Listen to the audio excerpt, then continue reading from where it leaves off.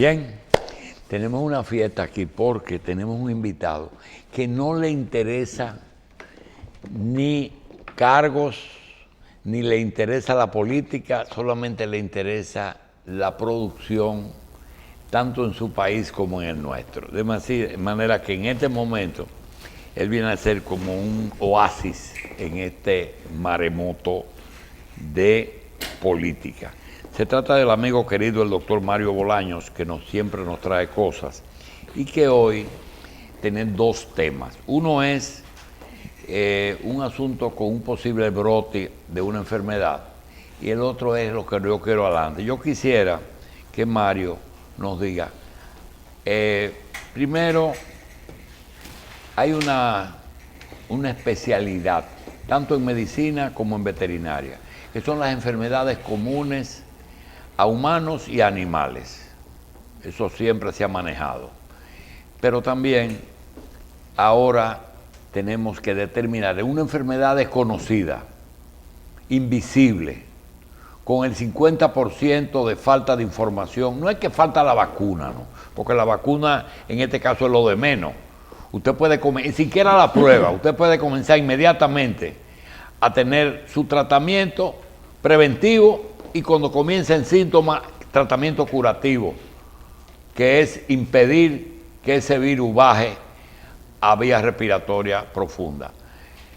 Relación del coronavirus con el reino animal, en términos generales, si existe.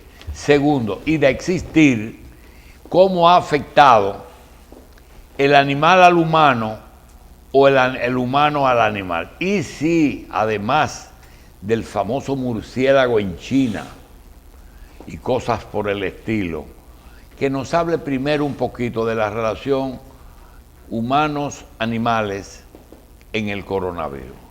Doctor Mario Bolaños, veterinario costarricense, que nos honra de vez en cuando con su visita aquí. Muchas gracias, de verdad que para mí es todo un honor y muchas gracias por esas palabras. No las merezco. Adelante, don Mario. Yo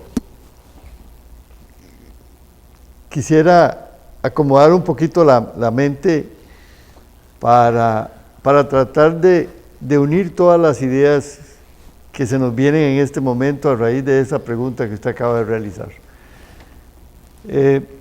Primero, nosotros los seres vivientes tenemos que vivir dentro de un gran equilibrio. Nosotros no podemos romper ese equilibrio, porque en el momento en que se rompe el equilibrio, entonces comienzan a suceder situaciones como esta de la pandemia u otras que se han presentado tiempo atrás. Estamos claros de que la naturaleza alberga una gran cantidad de agentes patógenos, los cuales viven en el mundo animal y están allí esperando, mutando, viviendo, conviviendo, esperando cualquier cambio para manifestarse, y eventualmente estas manifestaciones son trágicas o dramáticas para nosotros, como fue lo que sucedió actualmente con el coronavirus, en donde un agente que estaba presente durante muchísimo tiempo allí se traslocó, se movió de tal manera que originó esta pandemia que estamos viviendo, que no es la primera pandemia que vamos a vivir, que hemos vivido y que en el futuro lamentablemente es posible que tengamos otras más. La relación de este tipo de problemas entre los animales y el hombre, separando al hombre del grupo animal, lógicamente siempre ha traído consecuencias. De allí que, por ejemplo, hoy, para hablar de zoonosis, zoonosis es exactamente ese tipo de enfermedades que se transmiten del animal al hombre e inclusive al otro lado.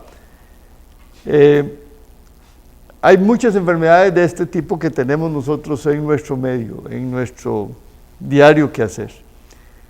Hoy precisamente quería recordarles de una que a raíz de lo que sucedió la semana pasada con la tormenta tropical, en lugares como Atomayor y en Ceibo, sí. Hoy precisamente una de estas zoonosis nos trae a este lugar para recordarles que existen este tipo de enfermedades y están siempre presentes. Esta enfermedad es la leptospirosis.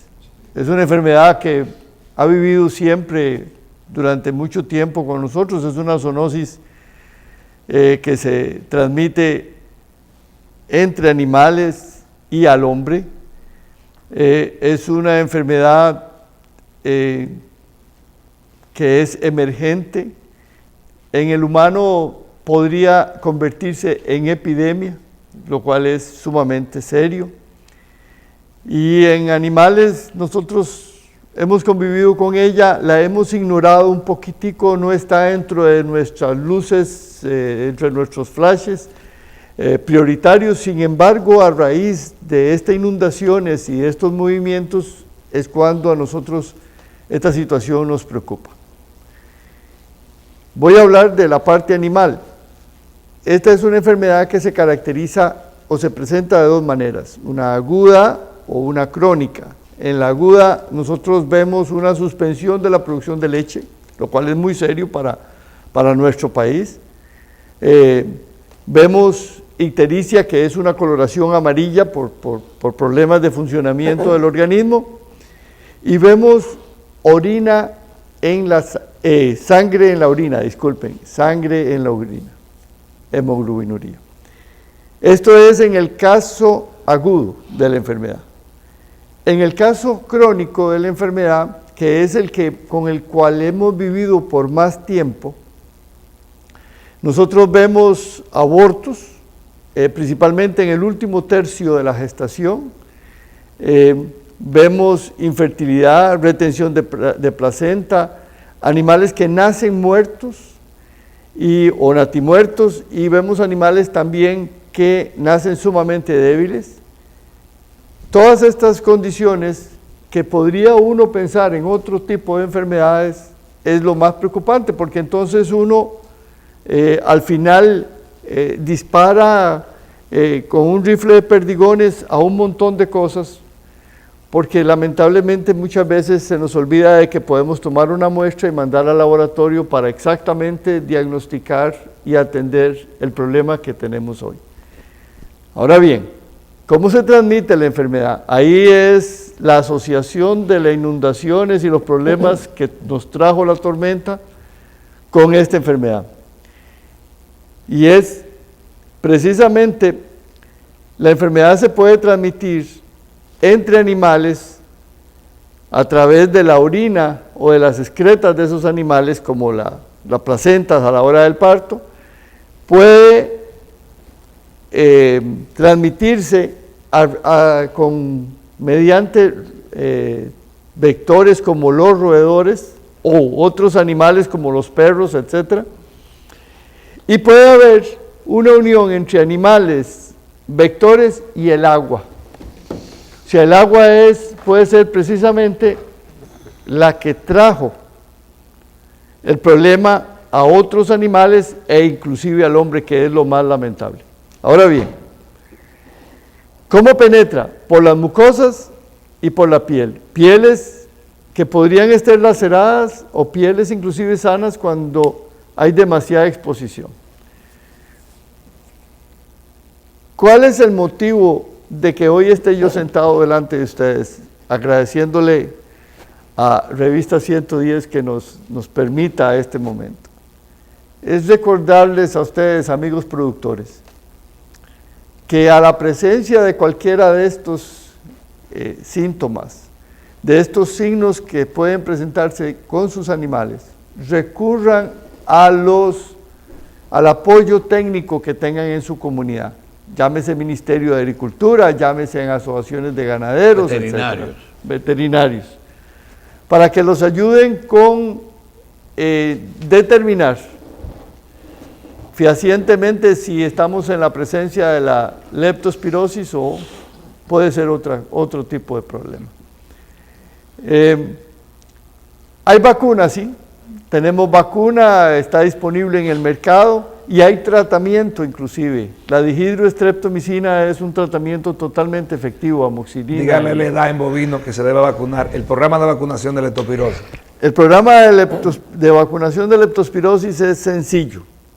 Con cualquiera de las vacunas, tenemos vacunas que, perdón, vienen solas, o sea, solamente protegen leptospira, porque tenemos un asunto con la leptospira y esto hay que aclararlo para todos nuestros amigos que nos están viendo, y es que Diagnóstico diferencial. la leptospira es una gran familia, y entonces las vacunas tienen que contemplar a muchos miembros de la familia para que sean eficientes. Muchas veces ocurre de que la vacuna o el tipo de leptospira que tenemos en alguna comunidad no es lo que trae la vacuna. Y entonces las vacunas se vuelven ineficientes. Por eso es importante mandar al laboratorio para identificarla correctamente. Más el diagnóstico diferencial, ¿con cuál enfermedad debemos? Exactamente. Inclusive, por ejemplo, con la hemoglobinuría, que es la orina en sangre, o el color amarillento, la ictericia, sí, con anaplasmosis, con piroplasmosis, o sea, hay que tener más cuidado. Por eso es importante recurrir a la gente que conoce de este campo.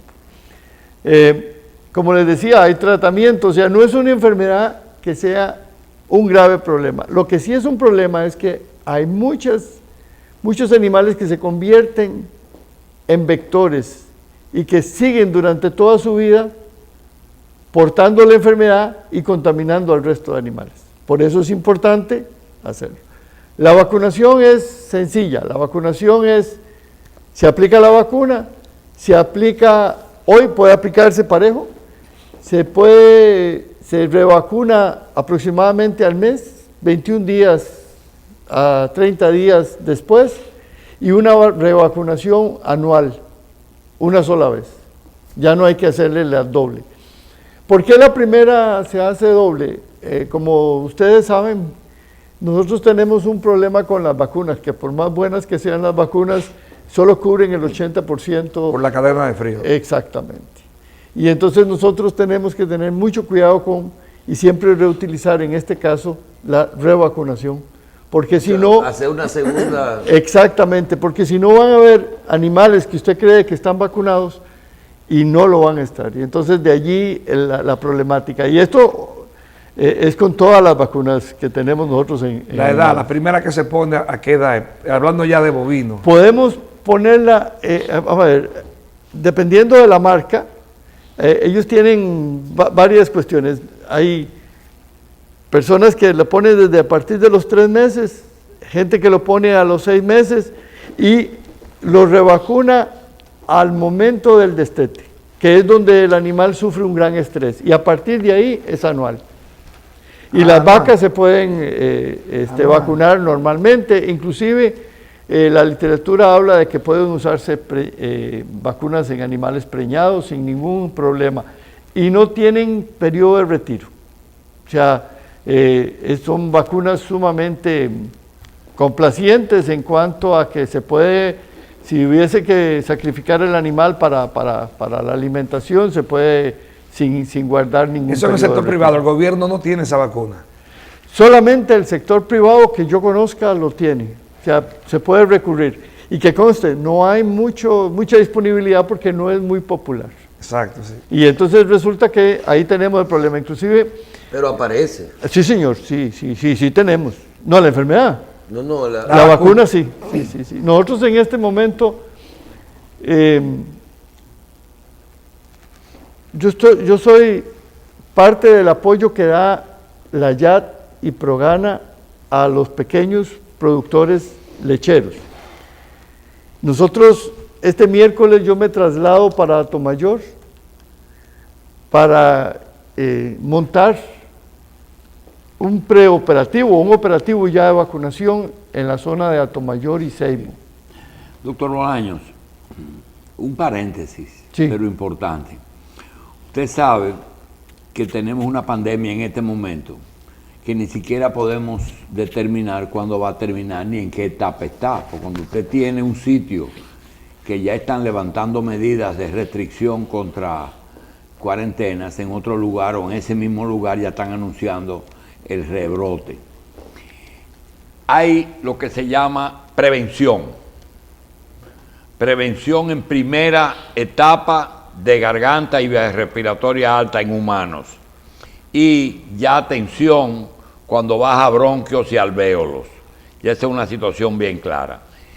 Tratamiento profundo en cuidado intensivo, etc. Es decir, 3 etapas: prevención, tratamiento preventivo en áreas altas y ya tratamiento profundo grave en vías respiratorias importantes.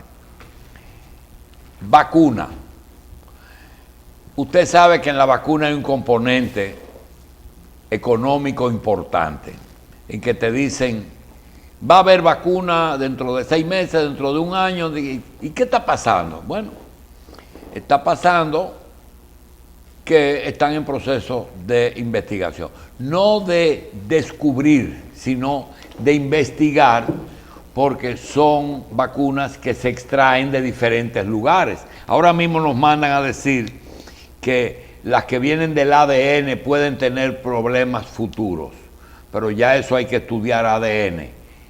Pregunta, en el proceso de investigación, cuando está en fase animal, es decir, no se le administra una vacuna a un humano hasta que no tiene un proceso, desde que se descubre, se procesa y se usa en experimental, pasando ya finalmente por animales que tengan una fisiología parecida al ser humano.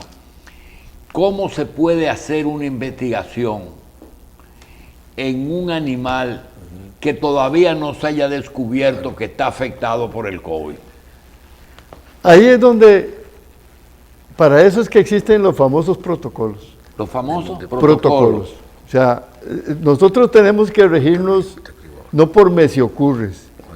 Y en la ciencia usted puede manejar los me si ocurres. O sea, a mí se me ocurrió que esto es el camino que vamos a seguir y entonces resulta que el resultado puede ser un pandemonio o puede ser otra cosa.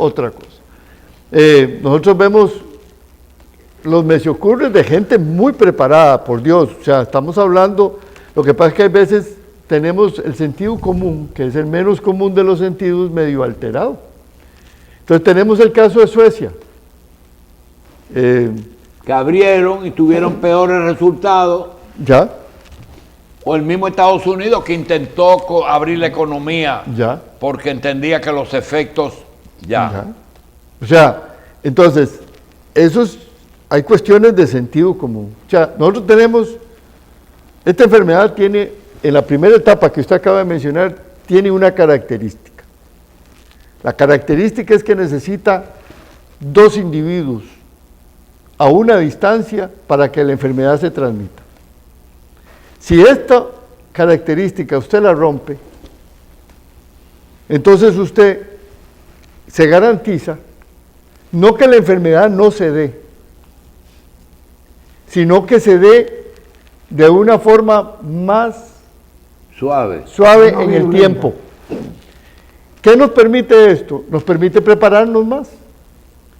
Por ejemplo, yo oigo las noticias en la mañana y yo sé que tenemos un hospital grande que estaba por inaugurarse, que me comprende. Ok, nos permite prepararnos con más unidades de cuidado intensivo, nos permite tener más camas, nos permite tener más gente preparada para atender este tipo de paciente. La segunda etapa que usted habla.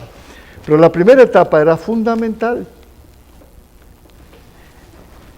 Cuando nosotros nos damos cuenta, nosotros tenemos en la vida usted oye todos los detractores de las políticas sanitarias y siempre hay justificaciones económicas. Yo sé que sin cacao no hay chocolate, por Dios, hay que ser lógico en esto. Sin embargo, tiene que haber un equilibrio. Vamos a ver. No hay economía si no hay personas. O no hay economía si no hay personas sanas. Pero también estas personas necesitan salir. Es muy fácil para mí decir que es en casa, cuando yo tengo un apartamento donde yo tengo aire acondicionado, no me falta la comida, etcétera, etcétera, y yo tengo que ir a los Tres Brazos o a otros lugares con situaciones más complicadas, donde vivimos en hacinamiento, vivimos con un contacto más directo, donde yo tengo que salir a trabajar. Entonces todo esto tiene que estar en equilibrio. Mientras no rompamos, entonces el primer secreto de la pandemia y del virus es la transmisión. O sea, ¿cómo logramos mantener los niveles de transmisión? No que no existan, por Dios, eso es ilógico pensarlo. Pero mantenerlos controlados. Que usted sepa que usted se contagió porque vino Jorge Mario, que estaba con el virus, y entonces usted le puede dar seguimiento a una cadena. Que no haya transmisión comunitaria, a nosotros se nos salió de las manos, hay transmisión comunitaria. ¿Y tú crees en comunitaria, tú crees en la operación rebaño, que mientras más personas se infecten es mejor? Esto fue lo que trató de hacer Suecia. Ellos trataron de liberar para que la gente se fuera enfermando. Y se crea su anticuerpo y que se vaya el que tiene que irse y el que se quede. Pero la diferencia fue la cantidad de muertos. La cantidad de muertos fue la diferencia. O sea, yo tengo un vecino, Dinamarca, Noruega, Finlandia, que no tiene muertos. Y tengo otro. Mientras uno se murieron 5.000, el otro se murieron 500. Ahí está. Entonces, esto es lo que yo tengo que responderle a mi gente. La historia es lo que me cobra. O sea, la historia, ahorita con la pandemia la gente todavía no entendió. Y volviendo al principio, papel del animal en la pandemia. Ok, es fundamental. Nosotros tenemos una gran cantidad de vectores de muchas cosas, de muchos agentes patógenos. Que no es solamente COVID. No. Que viven ahí en los animales. Y van a seguir viviendo ahí. Es decir, que así como te dicen, no dejes que el niño juegue con el gato porque te puede transmitir un problema con el perro. Vea, yo no voy a decir eso, sino porque la problemática es que yo, como médico veterinario, he visto. Yo me hice médico veterinario, don Julito, porque yo soy agente de producción de proteína. Por eso me hice médico veterinario. Sí. O sea, yo no me hice médico veterinario porque yo amo los animales, no. Yo amo lo que los animales nos dan, que es proteína. Y por eso productor de proteína animal. Ahí está. Una ñapita ahí que ayer discutimos con un médico que estaba ahí sentado. Si yo quiero proteína que no sea animal, ¿dónde la consigo? Vea, yo no voy a entrar en discusiones con los vegetarianos. Porque él vino y me dijo de que habichuela y garbanzo. Sí, claro. O sea, hay muchas proteínas vegetales que son maravillosas. ¿Por qué dijiste vegetariano? Porque esa es la encrucijada del vegetariano. Ahí es donde está el problema. ¿Dónde consigues? A usted la naturaleza lo hizo omnívoro. Si a usted la naturaleza lo hubiera querido hacer herbívoro o vegetariano, lo hubiera hecho vaca. Perdón. No me pone los colmillos. A mí me hicieron omnívoro, y entonces mi naturaleza, yo necesito un grupo de aminoácidos que a mí me da la proteína. De alto valor biológico. ¿Bien? O sea, para mí esto es sencillo. La naturaleza vuelvo al equilibrio. Yo tengo para los religiosos otra, y se la hice ayer, pero no quedé satisfecho. Yo le pregunté, ¿qué comía Jesús? Yo pregunté, ¿qué comía Jesús? Porque se supone que si Dios me mandó al Hijo, no le iba a poner a comer cosas indebidas. Y me dijo, miel, leche, vegetales, pero comía cordero. Siempre. A mí me pasó lo mismo. No quiero entrar en discusiones de esto. Una vez alguien discutía algo referido a los licores, al alcohol y eso, y le decía yo, pero qué raro, porque De ahí, en aquel tiempo todo el mundo tomaba era vino, no había agua. y nadie se quejó. Ahí estaba el río Jordán. Mire, doctor, volvemos a que yo me hice veterinario para producir proteínas. Ok. Es decir, esas proteínas son animales. En el caso, usted puede consumir las dos. Y siempre va a tener una gran cosa. Pero independientemente, la proteína de origen animal es fundamental. En ciertas etapas del desarrollo humano, es más, hay alguna teoría en que dice que nosotros nos convertimos en lo que somos a partir de consumir carne. ¿A partir? De consumir carne. Sí. O sea, el humano se convirtió en humano. Cuando comenzó a comer carne. Así es. Una pregunta, diferéncieme la carne de un ternero de un pescado. ¿Hay proteína en los dos? En los dos hay proteínas, pero hay otros agregados adicionales. ¿En el pescado? Exactamente, hay otros elementos que son también necesarios. Yo, en el caso mío personal, yo trato de utilizar la carne de bovino, de cerdo, de pollo o de aves y de pescado permanentemente intercaladas, porque todas son necesarias y todas aportan elementos importantes en nuestra nutrición, así como los vegetales y así como las otras cosas. Yo no tengo discusión con nada de eso, ni me pongo a pelear con ellos. Yo soy omnívoro y lo digo y lo manifiesto, y como omnívoro que soy, tengo que comer. No soy carnívoro, o sea, no solamente como carne, yo tengo que comer. Usted come de todo. Como de todo. En mi grupo, entre mis amistades están los cerdos, que son omnívoros también, o sea, somos... Históricamente, que usted dijo, nos convertimos en humanos cuando nos convertimos en carnívoros. ¿Realmente es así? Comenzamos a comer carne. Viera que hay dos situaciones que nos hacen, que nos marcan una diferencia: el uso de la herramienta y el uso de la carne. Cuando comenzamos nosotros a utilizar herramientas y cuando utilizamos carne, las herramientas, muchas veces hay animales que las utilizan de forma instintiva, mas no de forma consciente, como el caso nuestro. A partir de ese momento nos hicimos diferentes. Luego apareció el idioma, o sea, el habla, las formas de comunicarse, y volamos. Bien. Otro tema. Cuando un animal está en su estado natural, posiblemente sea vegetariano, pero si va a cautiverio o se hace doméstico, lo hacemos omnívoro. ¿Eso es así? Viera que Es eso que usted acaba de decir posiblemente- es uno de los grandes pecados del ser humano. Voy a contarle. Nosotros estamos tras la búsqueda de la proteína, Sí. de grandes cantidades de proteína, porque necesitamos alimentar al ser humano. Bien. Entonces las vacas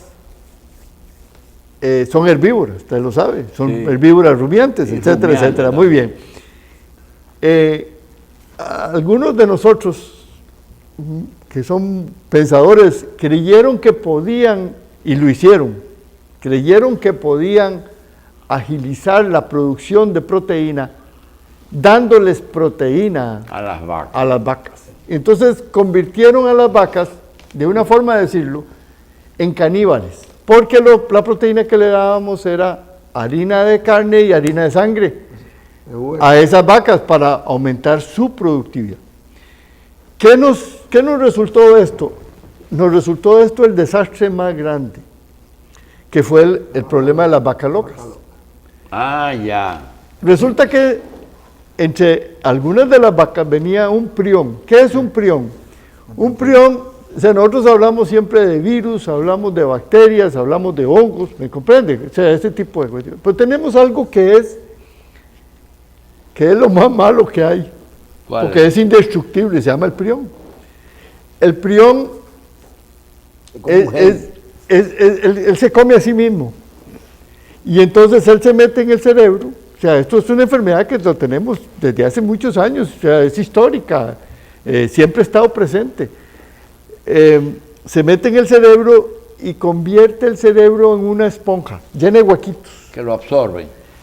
No, lo huequea. Ah, le hace hoyitos. Hoyitos, llama perdón mi una palabra, esponja, pero sí, es que, esponjiforme. sí, hoyitos. Y entonces el animal, por eso se llama vaca loca. Encefalopatía esponjiforme bovina. Por eso es la palabra esponjiforme, Esponjiforme. como una esponja. Esponjiforme. Y entonces, esta enfermedad la originamos nosotros los humanos. Por eso es que ahora es prohibido darle a los bovinos harina de carne, O de hueso. o de harina de hueso, todo este tipo de cosas, porque ¿Qué venía el lectura prión. ustedes le dan que no sea cuando el macho elimina la competencia al canibalismo, tanto en aves como la madre que se come a la cría cuando nace? ¿Qué lectura ustedes le dan a eso? Nosotros buscamos, normalmente en estos casos, yo en algún momento fui cunicultor y era muy frecuente en las conejas tener este tipo de problema. Y una de las cuestiones que nosotros relacionábamos a esto es cuando, por ejemplo, la coneja no tenía el ambiente correcto para tener los conejos. Ah, ya. Y entonces ella mata a sus conejos, los decapita en el caso de nosotros. Sí. También hemos visto, debido a interacciones dentro del metabolismo del animal que no sabemos todavía, vienen demencias.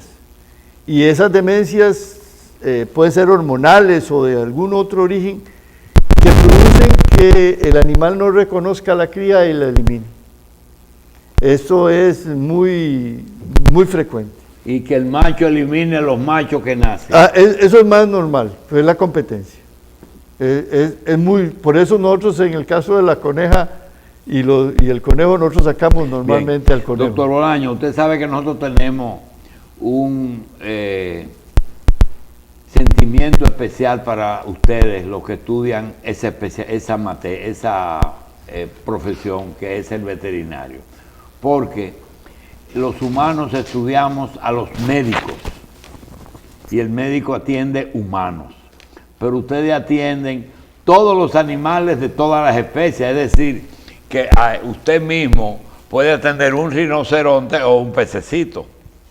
Eso yo nunca lo he entendido. Ayer mismo, no estaba Wilson aquí, hablamos de que en Colombia se ha presentado un problema, y era que Escobar tenía una finca con animales exóticos de África, y ahora resulta que hay más de 200 rinocerontes en Colombia sueltos en las selvas y ya están llegando al Darién, lo que quiere decir que con la humedad, con el clima, pues tiene un ambiente más, no sequía, tiene un ambiente más propicio, sin tener el depredador natural que tienen allá. Entonces van a tener un nuevo África descontrolado en Colombia y posiblemente en América del Sur. ¿Es así? Así es. Y no solamente eso, viera que estas interacciones y estos cambios que muchas veces hacemos nosotros mismos los humanos, por ejemplo, con las grandes culebras, anacondas, pitones, etcétera, que tenemos en la zona de Florida. Sí. Gente que las tiene como mascotas y las va y las suelta en Everglades. Y entonces se ha llenado de grandes culebras ahí, y entonces cambian el sistema. El famoso pez, el león, El gato. Sí, El gato. que se nos vino, yo lo conocí hace como 500 años en el Mar Rojo, en Jordania. Yo de vez en cuando bajo un poquitico ahí abajo del nivel del mar, y entonces me lo vine a encontrar ahora en Belice, en toda esta parte del Caribe. ¿Y está en el Mar Muerto, el Mar Rojo? Estaba en el Mar Rojo, estaba el pez. En el Mar Muerto no hay vida de este tipo. Hay lo que hay es tilapia, dijo Cristo. Sí. La famosa tilapia nilótica. Sí. Bien, tenemos muchas cosas. Aquí tenemos algo positivo, que es cuando el hijo de Trujillo trajo venados, lo soltó ahí en Jainamosa, y hoy tenemos una población que hasta hay alguien que se entusiasma y va a cazarlos, de tanto que hay ya en 30 años. Sí. Gracias, doctor. Gracias. Que Dios los bendiga, que sigan bien, cuídense mucho. Es muy importante que se mantengan. Y a todos ustedes, señores, también, por favor. Y no se le olviden de la leptospirosis, que fue el motivo más importante por el cual nosotros vinimos. ¿Eso hoy. salió o puede salir?